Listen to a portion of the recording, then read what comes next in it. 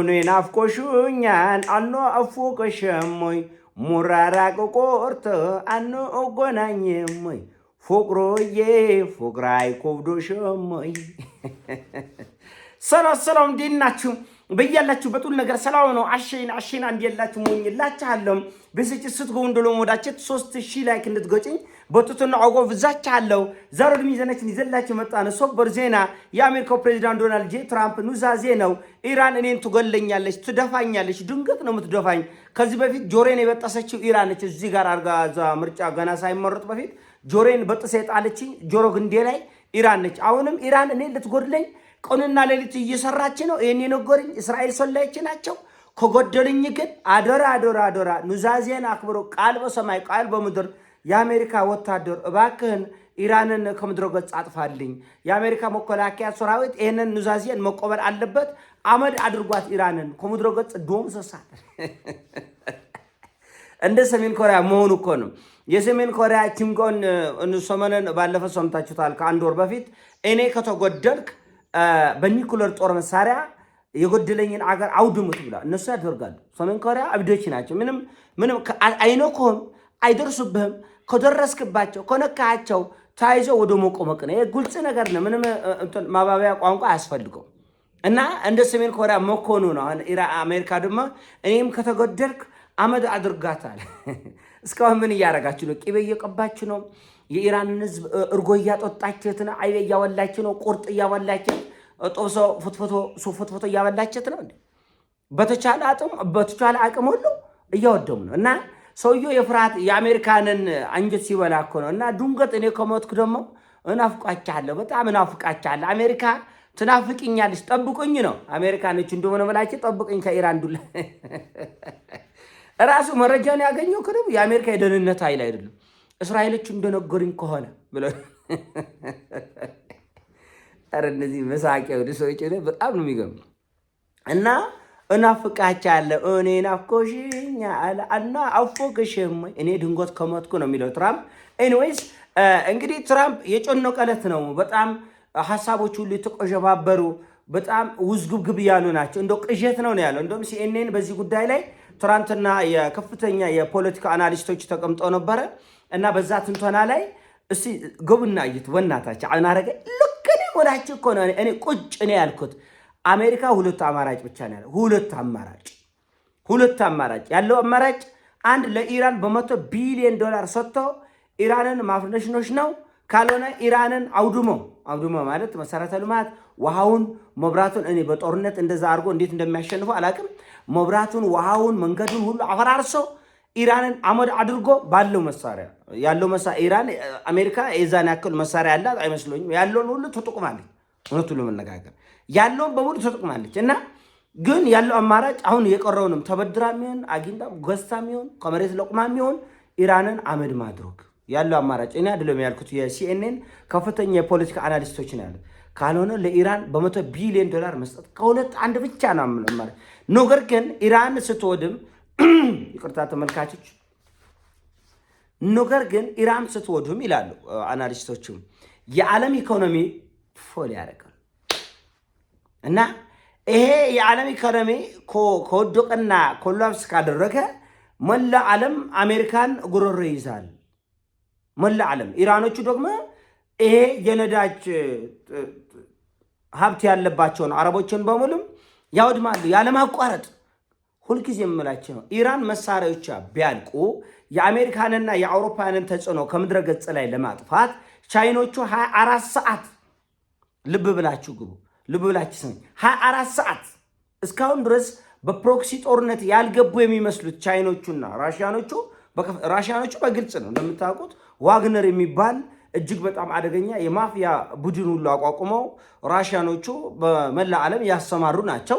ስለዚህ የአሜሪካን ቢያልቅ እንኳን አያልቅም የኢራኖቹ መሳሪያ። ስለዚህ ሆርሙዝ ለአንድ ወር ተዘግቶ ዓለም ምን ያክል እንደተንቀጠቀጠና እንደተወርበደበደ እላይም ላይ እንደሸና ዓለም አይቷል። እና የሚመጣው ሞዘስ ያውቀዋል። ራሱ አሜሪካኖቹ ያውቁታል፣ ፖለቲከኞቹ ያውቁታል፣ መላ ዓለም ይሄን ጉዳይ ያውቀዋል። ለዛ ነው ሚሩ በደበደ አንተ ወጥቶ ምናል ሰሞኑን አላልኳችሁ ኢራን ለምናኝ ቶሎ ማምጣኝ ይላል አላልኩም ብያለሁ። ወጥቶ ትራንት ምናል ኢራን ቶሎ ማምጣኝ ጦርነቱ እንትን ወደ ድርድር ተሞልሻለሁ፣ ነገር ግን ተኩስ አቁሞ ይቆም አላቅም የቆመ አይመስለኝም ማለት እሱ። አስቡት እንግዲህ ከስጋው ጾመኛ ነኝ ከመረቁ ግን ፉት ልበል እያለ ከስጋው ጾመኛ ነኝ ከመረቁ ግን ትንሽ ቆመስ ማድረግ ይፈልጋል ከስጋው መረቅ ላይ ማለት ነው። እና እንዲህ ያለ የተወዛገበ ነገር ውስጥ የገቡት ወደፊትም እሳት ነው፣ ወደኋላም እሳት ነው። ኢራን እንጠፋለን፣ እናጠፋለን፣ እኛን ታወድማ እናወድማለን። ዓለምን ሁሉ ነው የምናወድመው፣ የምናንቆጠቅጠው፣ ረሃብ ላይ የምንጥለው። ይሄ አይመለስም። ሆርሙዝን ተክፈትልኝ ብቻ ነው አሁን የሚለው ትራምፕ። አልከፍትም ነው መልሱም ጥያቄ። አልከፍትም። ሆርሙዝ ያምርሃል፣ አምረው ይቆራል እንጂ ሆርሙዝ አይከፈትም። ለአንዴው ለመጨረሻ ጊዜ አበቃቅ። ምን ታመጣል? አሁን ጥያቄው ምን ታመጣል? ሆርሙዝ አይከፈትም ለአንዴና ለመጨረሻ ጊዜ አሉ ኢራኖች። ስለዚህ አንዳንድ ነገሮችን ትኩረት አድርጎ መከታተል ያስፈልጋል። አሁን እኛ ሀገር በግልብ ነው ትዕግስትም ፋታውም እውቀቱም መረጋጋቱም ስለሌለ በዚህ በሚሊተሪ ጉዳዮች ላይ በኢኮኖሚ በቃ አጠቃላይ ፖለቲካ ውስጥ ኢትዮጵያ ውስጥ ብዙ ነገሮች ሰው ድንጉጥ ነው። የሆነ ነገር ከሰማ ቶሎ ይሮጣል እና ዓለም ደግሞ እንደዛ አይደለም። 24 ሰዓት 24 ዓመት 200 ዓመትም ቢሆን በከፍተኛ ትኩረት ይከታተላል። እና አሁን ትራምፕ እያደረገ ያሉት ነገር ምንድን ነው? ወደ ለየለት እልቂት ለመግባት እንደምታውቁት አረቦቹም ወደ መዘዝ እየገቡ ነው። እየፈሩ እየተንቀጠቀጡ ዳይፐር ደራርበው ነው የሚዋጉት። በዚህ ውጊያ ደራርበው ነው የሚዋጉት። ለምን? የሚመጣው ጦስ በጣም አደገኛ እንደሆነ አሜሪካ ከዚህ እንደማታስጥላቸው። በነገራችን ላይ ሲኤንኤን ትናንትና ያወጣው ተጨማሪ መረጃ ምን የሚል ነው? ኢራን የኒውክሌር ተቋሞቿን ድርድራ ፌሮ አስራ አርማታ ሞልታ ጨርሳለች። ብታምኑ ባታምኑ እና ተንቆጠቀጠ። አሜሪካኖች ተንቆጠቀጠ። ማመን ያቃታቸው ይሄን መረጃ አጣ ሲኤንኤን ነው። የሳተላይት መረጃዎች ሁሉ ሲታየው ልቅም ብለው የኢራን የኒውክሌር ተቋማች። ስለዚህ ኢራኖቹ ወደ ኒውክሌር ጦር መሳሪያ እያኮበኮቡ ነው ወገኖች። ወደድንም ጠላን የኒውክሌር ጦር መሳሪያ ከያዙ በኋላ ማዕቀቡ ይቀጥላል። ስለዚህ ከማዕቀብ ላይ የሚያጡትን ገንዘብ ከሆርሙዝ ላይ እናገኛለን። ተመልከት፣ አንድ ሀገር የኒውክሌር ጦር መሳሪያ ይዞ የባህር መንገዱን ዘግቶ ዓለም ጉሮሯ ታንቃ ምንድን ነው የሚፈጠረው? እና የድርድሩ ጊዜ ብዙ ሰዎች የሚመስላቸው አሜሪካና እስራኤል ብቻ ለመዘጋጃ እየተጠቀሙት ነው የሚመስለው። ነገር ግን ራሱ ኢራኖቹ ከአሜሪካና ከእስራኤል በላይ በከፍተኛ ሁኔታ እየተጠቀሙበት ነው። በከፍተኛ ሁኔታ አሜሪካና እስራኤል ከሚጠቀሙት በላይ ኢራኖቹ የኒውክሌር ጣቢያዎቻቸውን የማደራጀት የማደስ በፌሮ የመጋረድ በአርማታ የመሸፈን ውስጡም ላይ ያለውን የኒውክሌር የማብላላት ሂደን የማፋጠንና ወደ ኒውክሌር ጦር መሳሪያነት የማቅረብ ሂደት ውስጥ ነው ያሉት። ይሄን ራሱ ሲኤንኤን ይዞ ከበደ እና ምንም አማራጭ የለም። ተያይዞ መውደቅ ተያይዞ መነሳት ነው። አሁን አሜሪካ የጭንቅ የሚሆነው እንዴት በኢራን ተዋርዳ ትመለሳለች? አሁን ገንዘቡ ችግር የለም። ገንዘብ ችግር የለም። የገንዘብ ጥረት የለም አሜሪካ ጋር እና ለምን ኢራን ትጠቀማለች ነው አንድ። ሁለተኛ ኢራን በጉልበት በጥፊ ብሩን እንዴት ትቀበለናለች ነው። እንደው ዝም ብሎ በሌላ መንገድ ተሰጥቶ ቢሆን እንኳን አሪፍ ነው።